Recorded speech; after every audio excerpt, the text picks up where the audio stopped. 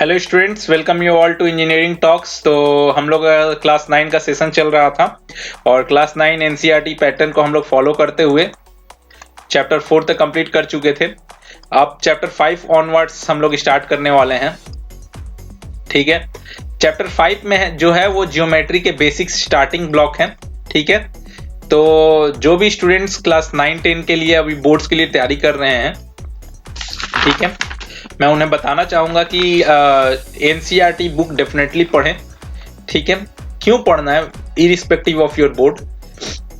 NCERT के book में जो जियोमेट्री का डिटेल्स है वो इन डिटेल दिया हुआ है, थोड़ा थ्योरेटिकल है बट इन डिटेल्ड कॉन्सेप्ट दिया हुआ है, जिससे आपका कॉन्सेप्ट क्लैरिफिकेशन जो है वो काफी अच्छा हो जाएगा। ठीक है, कॉन्सेप्ट क्लैरिफिकेशन अच्छा करने के लिए आप डेफिनेटली आप कहीं पे भी अगर कोई कॉम्पिटिटिव एग्जाम का भी प्रिपरेशन कर रहे हैं उसके लिए भी सबसे पहले 9-10 का आप एनसीईआरटी का बुक जरूर फॉलो कर लें, जिससे आपको ज्योमेट्रिकल कॉन्सेप्ट जो हैं, ज्योमेट्रिकल कॉन्सेप्ट काफी अच्छा हो जाएगा। क्योंकि चैप्टर 5 ऑनवर्ड्स आपको देखने मिलेगा कि मैक्सिमम ज्योमेट्री के चैप्टर्स हैं, मैक्सिमम का क्या एंड के 2 चैप्टर स्टैटिक्स के छोड़ के उसके बाद बाकी सारे चैप्टर्स जो हैं वो मैथ ज्योमेट्री रिलेटेड है। ज्योमेट्री रिलेटेड होने की वजह से आपका जो ज्योमेट्री का बेसिक कॉन्सेप्ट है, जो बेसिक बिल्डिंग ब्लॉक है, लाइन, स्ट्रेट लाइन, उसके बाद से कर्व्स, उसके बाद से figures, geometrical figures, triangle, square, rectangle, ये सब जितने भी हैं ये आपको इन डिटेल क्लैरिफिकेशन हो जाएंगे। पॉइंट किसे कहते हैं, ठीक है, तो ये सब चीज क्लैरिफिकेशन हो जाएगा। ठीक है, और अगर आप इस चैनल पे नए हैं तो मैं दोबारा आपको बता देता हूं कि ये हमारा टेलीग्राम ग्रुप है। आप इसे स्कैन करके डायरेक्ट अपने टेलीग्राम ग्रुप में ज्वाइन कर सकते हैं, या फिर इस चैनल के नेम से अगर आप सर्च करते हैं टेलीग्राम में चैनल नेम, तो आपको ये चैनल मिल जाएगा, जिसमें आप अपने सिर्फ क्लास 9 स्पेसिफिकली मैथ के डाउट्स जो है वो सबमिट कर सकते हैं। ठीक है, और अगर आप इस चैनल पे नए हैं तो प्लीज इस चैनल को डेफिनेटली सब्सक्राइब कर लीजिए और वीडियो एंड तक देखिए। अच्छा लगा तो डेफिनेटली लाइक कीजिएगा और दोस्तों के साथ शेयर कीजिएगा, क्योंकि यहाँ पे कुछ नहीं लगता है। ठीक है, शेयर और सब्सक्राइब करने के लिए कुछ नहीं लगता है, और लाइक करने के लिए अगर आपको वीडियो को अच्छा लगे तो लाइक कीजिए, और अच्छा लगा भी तो कमेंट कीजिए कि क्या आपको अच्छा लगा, और अगर खराब लगा है तो वो भी कमेंट करके बताइए कि आपको क्या खराब लगा, क्या इंप्रूवमेंट के पॉइंट्स हैं। ठीक है, तो चलो बिना देरी किए, सिंस ये थ्योरेटिकल चैप्टर है थोड़ा, तो हम लोग क्या है कि डायरेक्ट चैप्टर में चलते हैं और चैप्टर में चल के देखते हैं कि आखिर क्या क्या पॉइंट्स हैं और क्या क्या हमें इस चैप्टर में पढ़ना है और क्या क्या बेसिक्स हम समझ पा रहे हैं। राइट, तो चलो चलते हैं चैप्टर में, डायरेक्ट डाइव करते हैं।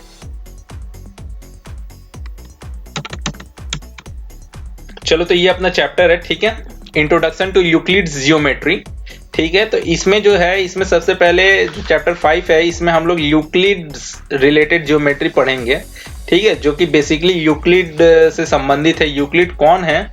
ये एक मैथमेटिशियन थे जिन्होंने सारे जितने भी अपने ऑब्जर्वेशंस थे उसे कलेक्ट करके, ठीक है, मल्टीपल टीचर्स के ऑब्जर्वेशंस को कलेक्ट करके एक कंक्लूजन बनाया था, एक बुक बनाया था जिसे एलिमेंट्स कहते हैं, और उसे 13 पार्ट में डिवाइड किया गया था। ठीक है, जिन्हें बुक्स कहा जाता है। ठीक है, 13 बुक्स में डिवाइड किया था इन्होंने इस एलिमेंट को। ठीक है, जिसमें जियोमेट्री के starting from basics to almost उस पीरियड का जो एडवांस ज्योमेट्रिक था वो सारा कंक्लूड किया गया है।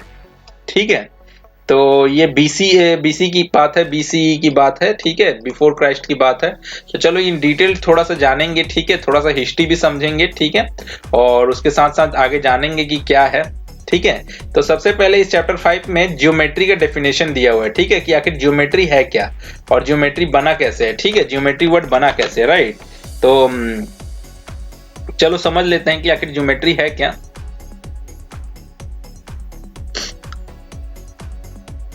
ठीक है, तो ज्योमेट्री वर्ड जो है, ज्योमेट्रिक वर्ड एक ग्रीक वर्ड से मिलके बना है। ठीक है, ग्रीक वर्ड क्या क्या, जियो और जिसका मतलब होता है अर्थ, एंड मेट्रियन, इसका अर्थ होता है टू मेजर। ठीक है, the meaning is to measure, तो that means the mathematics to measure the earth is actually your geometry. Right, geometry क्या है? Geometry the mathematics to measure the earth. Right, तो अर्थ को मेजरमेंट करने का मतलब क्या है? उस समय जब पुराने समय में हर जगह सिविलाइजेशन हो रहा था, मतलब इजिप्ट था, बेबीलोन था, चाइना था, इंडिया था, ग्रीक्स था, इन अलग अलग पार्ट में जो है धीरे धीरे सिविलाइजेशन बढ़ रहा था। जैसे हम लोग जानते हैं अपना नालंदा वैली, नालंदा यूनिवर्सिटी था उस समय में, फिर से इंडस वैली सिविलाइजेशन था, हड़प्पा एंड मोहनजोदाड़ो था। ठीक है, तो ये सब जगहों पे आप लोग हिस्ट्री में आप लोग पढ़े होंगे कि ये सब जो जगह थी वो काफी ज्यादा सिविलाइज जगह थी। ठीक है, और यहाँ पे लोग काफी ज्यादा डेवलप्ड थे, है ना। तो एशियंट इंडिया का यहाँ पे एक छोटा सा पॉइंट दिया हुआ जिसे मैंने हाईलाइट कर दिया अपना हाईलाइटेड बुक में। ठीक है, एनसीईआरटी के बुक में हाईलाइट कर दिया मैंने। एशियंट इंडिया का एक कहानी दिया हुआ है, क्या है देखो, थोड़ा सा पढ़ते हैं और समझते हैं। इन ancient India Shulva Sutras 800 BC to 500 BC were the manuals of geometrical constructions, and the geometry of the Vedic period originated with the construction of altars or the Vedis and the fireplaces of performing the Vedic rites. The location of the sacred fires had to be in accordance to the clearly laid down instruction about their shape and the area if they were to be effective instrument। देखो आप यहाँ पे जो बताया गया fire place यानी हवन कुंड, ठीक है, जहाँ पे हवन होता है, जहाँ पे आग जलाया जाता है।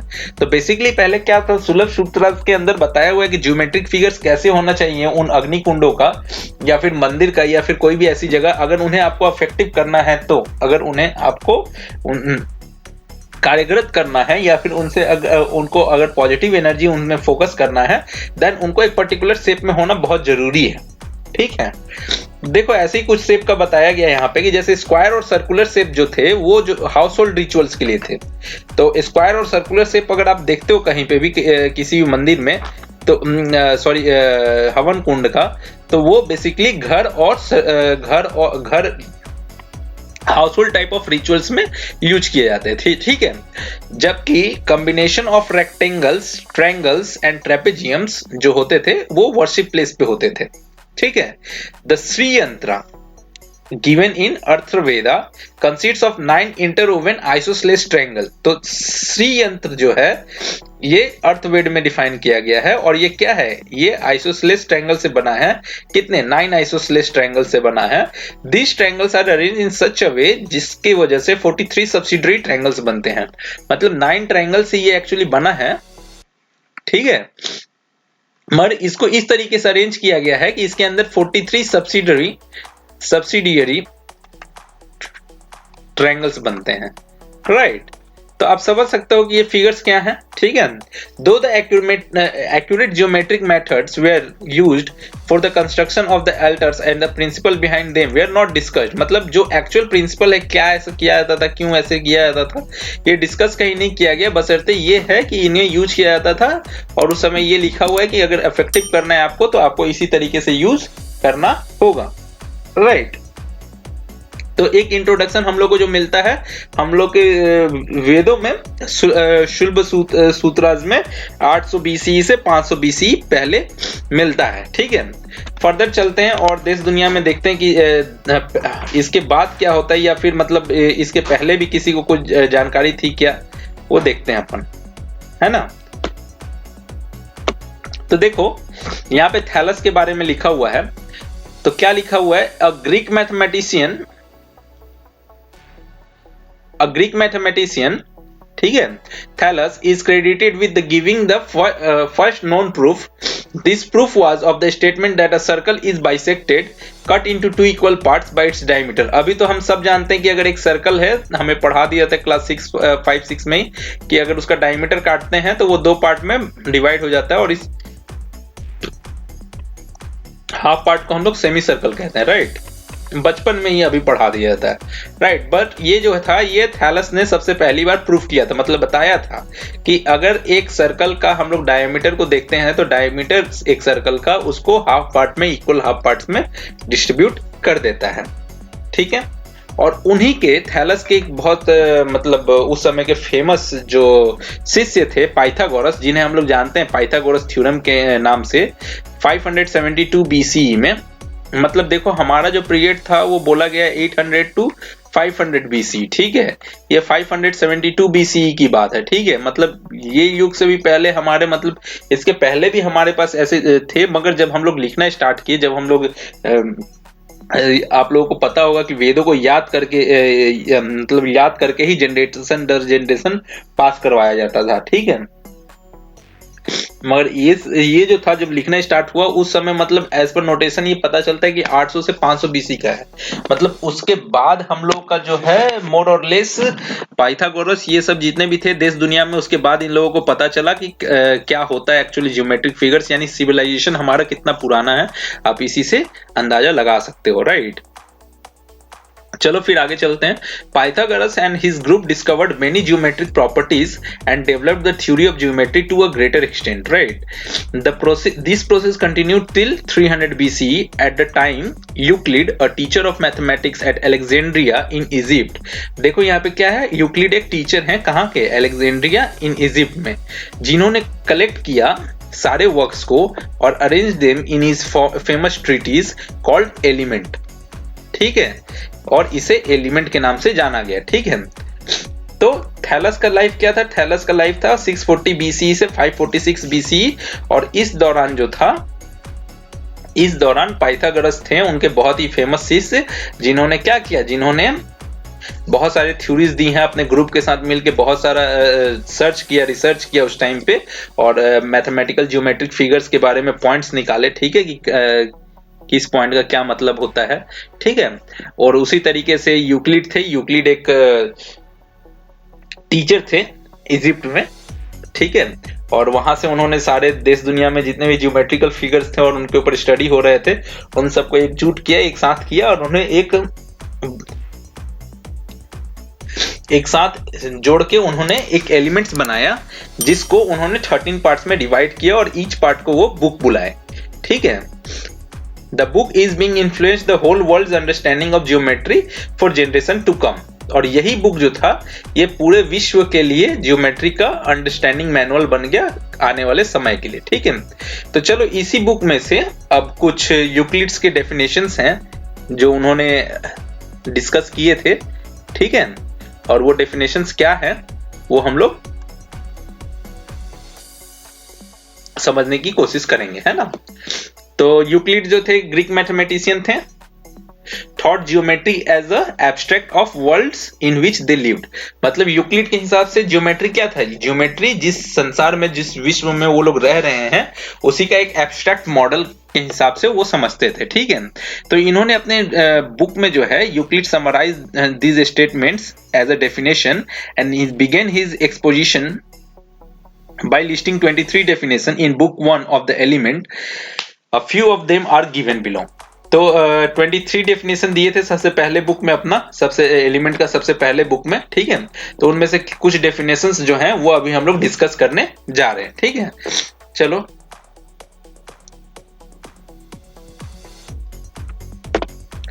a book is that a point is that which has no part. अब एक पॉइंट को ले लो, ठीक है, इस पॉइंट को और कोई दूसरा पार्ट है, कोई एक्सटेंशन है, कोई कुछ है, तो इसीलिए हम लोग इसको बोल सकते हैं, उन्होंने इसको कंक्लूड किया कि a point is one which has no other part, ठीक है। Clear. A length is a breathless length. अगर एक लेंथ है जिसमें लेंथ आपको मिल रहा है मगर ब्रेथ वो नहीं मिल रहा है, बी नहीं है, ठीक है। तो line is a breathless length. तो लाइन में क्या है, सिर्फ लेंथ है मगर ब्रेथ नहीं है, ठीक है। 2 पॉइंट यूक्लिड का आपको समझ में आया। चलो तीसरा पॉइंट के ऊपर चलते हैं। The end of a line are points. अब मान लो यहाँ पे एक पॉइंट है और यहाँ पे एक पॉइंट है, ठीक है। तो इन दोनों को जोड़ेंगे तभी ना एक लाइन बनेगा, स्ट्रेट लाइन बनेगा। और यहां से आप ये चीज कंक्लूड कर सकते हो कि किसी भी स्ट्रेट लाइन बनाने को मिनिमम आपको 2 पॉइंट लगता ही लगता है, ठीक है। और आगे चल के अपने पढ़ाई में आप जानोगे कि 2 पॉइंट नहीं, 1 पॉइंट और एक एंगल लगता है।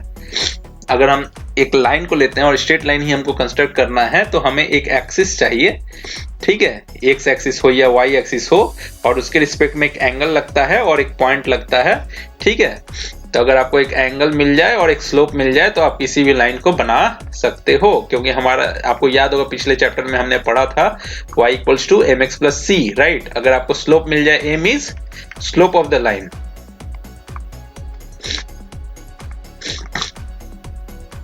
आगे जाके आप पढ़ोगे m का वैल्यू होता है tan inverse y by x। फिलहाल के लिए इतना मत सोचो, क्योंकि आप फिर सोचने लगोगे कि tan इनवर्स क्या होता है, m स्लोप कैसे बन गया, ठीक है। इतना हम लोगों ने लास्ट क्लास में पढ़ा था जब हम लोग कोऑर्डिनेट ज्योमेट्री पढ़ रहे थे। अगर आपको लास्ट क्लास का रेफरेंस चाहिए तो आप प्लेलिस्ट से जाके निकाल सकते हैं, या फिर नीचे डिस्क्रिप्शन में दिया हुआ है, ठीक है। चलो, A straight line is a straight line is a line which lies evenly with the points on itself। ठीक है, चलो अब ये जो चौथा कंक्लूजन है, अब मान लो कि एक स्ट्रेट लाइन है।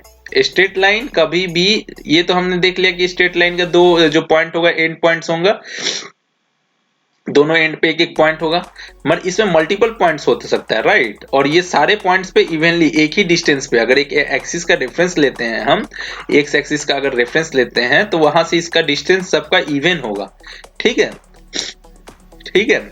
या फिर अगर ये स्ट्रेट लाइन ऐसे भी नहीं है, अगर किसी भी वे में है, तो इसके ऊपर जो जितने भी पॉइंट्स हैं उनसे वो एक पर्टिकुलर दूसरे लाइन के रिस्पेक्ट में वो इवन डिस्टेंस पे होगा, right. So the straight line is one which lies evenly with all points on itself, right. And a surface is that which has length and breadth only. तो अब एक surface है, surface कब बोलते हैं, जब किसी कोई चीज का लेंथ और ब्रेथ दोनों होता है, तब ये चीज सरफेस होता है ना हमारा। और ये चीज सरफेस रहने के लिए कभी भी एक लाइन में तो आप सरफेस नहीं दिखा सकते हो, तो सरफेस में क्या होगा, लेंथ होगा और ब्रेथ होगा, राइट, ब्रेथ होगा, क्लियर। अब देखो छठे पे आते हैं, the edge of a surface are lines. जैसे देखो ये हमने कंस्ट्रक्ट किया ना लाइन, ये दो लाइन चार लाइन कंस्ट्रक्ट किया तभी हमको मिला, तो किनारा कभी भी जो होगा सरफेस का वो हमेशा लाइन से बना होगा। कंक्लूड कर सकते हो आप इस फिगर से, राइट। सातवां नंबर क्या है, पढ़ो, the plane surface is a surface which lies evenly with a straight line on itself. Just like जो हम लोगों ने यहाँ के लिए पढ़ा था, a straight line is a line which lies evenly with the points on itself, ठीक है। तो स्ट्रेट लाइन जो था वो क्या था, सिंगल डायमेंशन में दिखा सकते हैं हम लोग ये स्ट्रेट लाइन को। इसको देखो सरफेस को क्या है, 2 डायमेंशन में दिखाएंगे, इसलिए इसका जो कंस्ट्रक्शन है वो बहुत सारे सिंगल डायमेंशन के, 1 डायमेंशन के स्ट्रेट लाइंस के थ्रू ही पॉसिबल है, राइट। तो बहुत सारे सिंगल डायमेंशन के स्ट्रेट लाइन मिलके ही सरफेस को कंस्ट्रक्ट कर सकते हैं, क्लियर। एक्सक्यूज मी,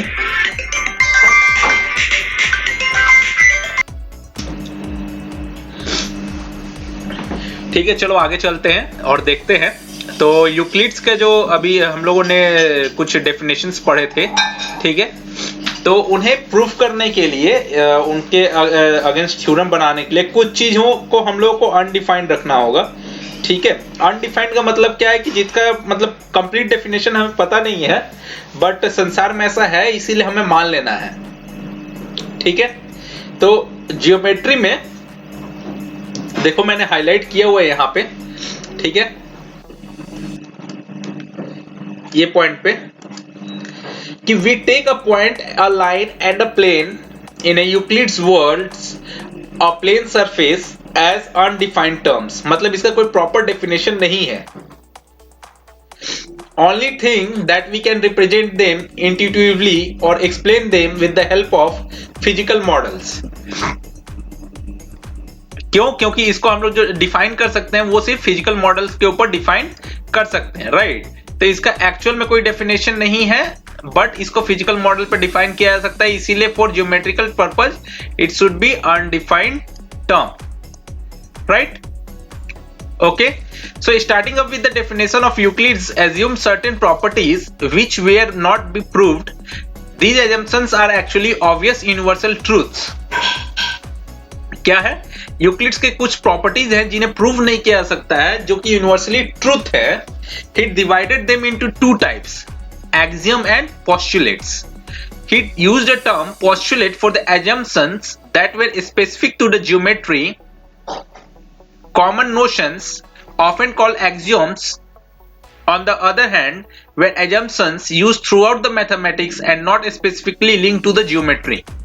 मतलब देखो postulates क्या हैं, एक तो एक चीज फिक्स है कि जो यूनिवर्सल ट्रूथ्स हैं, जैसे ऑब्वियस यूनिवर्सल ट्रूथ्स जो है उसको उन्होंने दो पार्ट में डिवाइड किया था, ठीक है, कौन कौन से, और उन्हें टर्म किया axioms and postulates. Axioms and postulates, postulate वो है जो कि ज्योमेट्री से ताल्लुकात रखते हैं, specifically to the geometry, and axioms वो हैं जो कि ना सिर्फ पूरे मैथमेटिक्स में ही ताल्लुकात रखते हैं, ना कि बल्कि सिर्फ ज्योमेट्री के साथ, ठीक है। तो इतना डेफिनेशन क्लियर हो गया। तो यूनिवर्सल ट्रूथ है, यूनिवर्सल ट्रूथ को दो पार्ट में डिवाइड किया गया, एक्सियोम्स एंड पोस्टुलेट्स, और पोस्टुलेट्स उनको बोला गया जो कि सिर्फ ज्योमेट्री में लगते हैं, एक्सियोम्स उनको बोला गया जो कि पूरे मैथ में यूज होता है, ना ही कि सिर्फ ज्योमेट्री में यूज होता है, ठीक है। तो यूक्लिड के डेफिनेशन के हिसाब से अगर आगे बढ़ते हैं तो यूक्लिड ने सर्टेन प्रॉपर्टीज को विच वर नॉट बी प्रूव्ड, उन्हें दो पार्ट में डिवाइड कर लिया था, ये हम लोग समझ चुके थे, जो कि यूनिवर्सल ट्रूथ थे, है ना। यूनिवर्सल ट्रूथ्स को यूनिवर्सल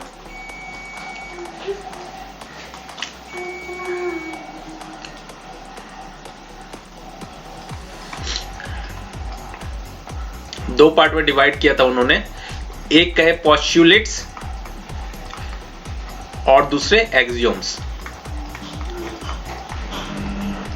पोस्टुलेट्स वो थे जिनका सिर्फ ज्योमेट्री से वास्ता था,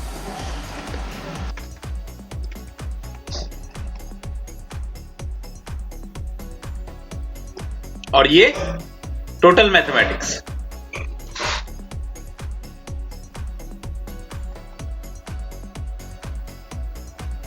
ठीक है। तो चलो अब इसी को थोड़ा डिटेल में देख लेते हैं। तो एक्सियम क्या था, जो कि टोटली मैथ से रिलेट करते हैं। तो ऐसे ही कुछ एक्सियम्स को हम लोग आगे पढ़ते हैं, ठीक है। मुझे बहुत ज्यादा सर्दी हो गई है।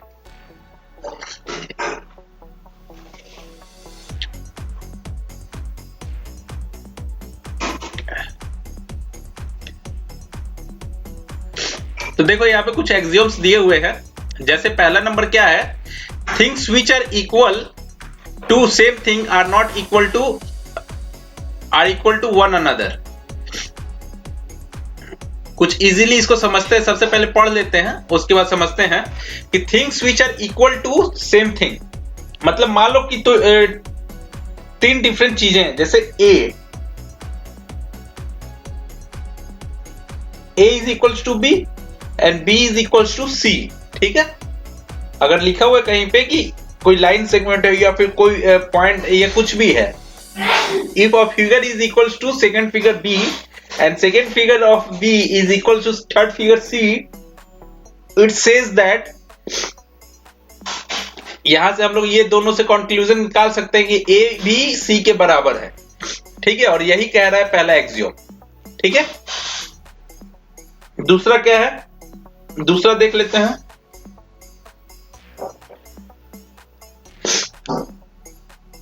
If equals are added to equals, the holes are also equal। समझो कि अगर a इक्वल्स टू b है and c equals to d है, अगर a प्लस c कर दिया जाए और b प्लस d कर दिया जाए, ठीक है, तो ये दोनों भी इक्वल होगा, और यही है दूसरा वाला। तीसरा क्या है, If equals are subtracted from equal, the remainders are also equal। अब सिमिलर कंडीशन में देखो, अगर a माइनस सी किया जाए तो सिमिलरली b माइनस डी भी होगा, है ना।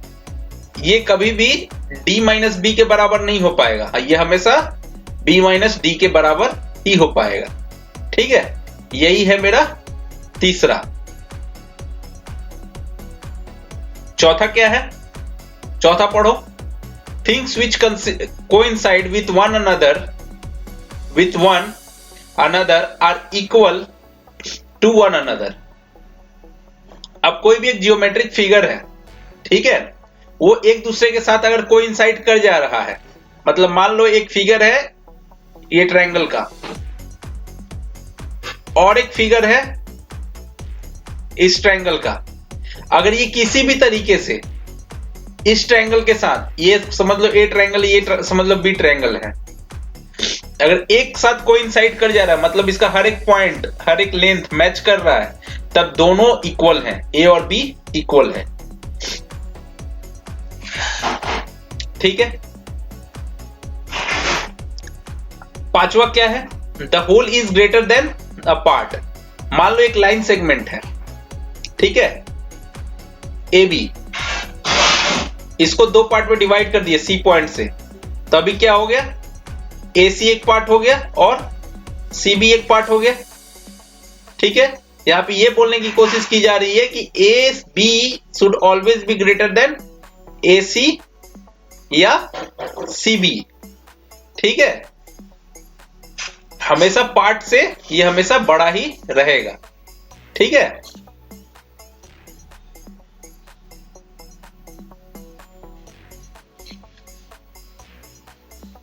Okay. Things which are double of the same thing are equal to one another. तो things which are double of same thing are equal to one another. तो ऐसा कोई सामान जो दूसरे सामान के डबल में है,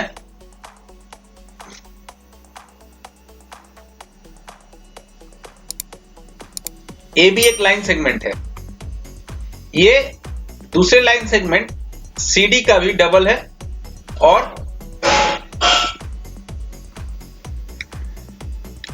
टू टाइम्स ये एक्स वाई का भी है।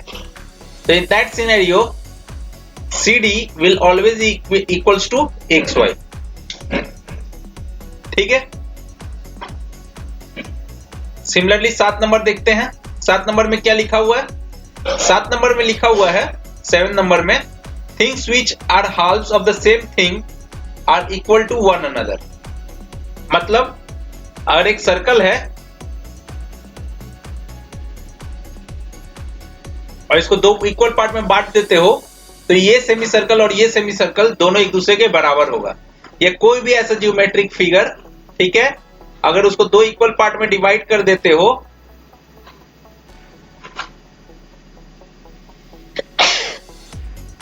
सॉरी,